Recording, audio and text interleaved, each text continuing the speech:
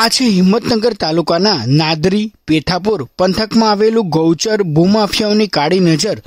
આ ગૌચર પર પડી અને ગૌચરનો થઈ ગયો સત્યાનાશ। હિંમતનગર તાલુકાના નાદરી પેથાપુર ગામની સીમમાં વડલાવાસ અને રણછોડપુરા એમ 3 ગામનું ગૌચર આવેલું છે।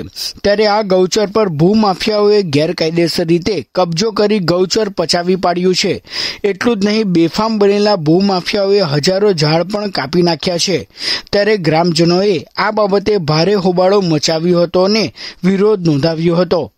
જે ગૌચરમાં ઝાડ આવેલા હતા એ બધા રાતોરાત ભૂમાફિયાઓએ રાતોરાત કાઢી ગાલ્યા છે અને આ અંગે વહીવટી શાખામાં મેં રજૂઆત કરી પણ કોઈ સાંભળવા જ તૈયાર નહીં। આ ગૌચરમાં 1000 થી 1500 ગાયો ચરી છે અને જો સરકાર અમને કોઈ જવાબ નહીં આપે તો અમે કલેક્ટર કચેરીમાં 4-5 દિવસ પછી હલ્લાબોલ કરશું।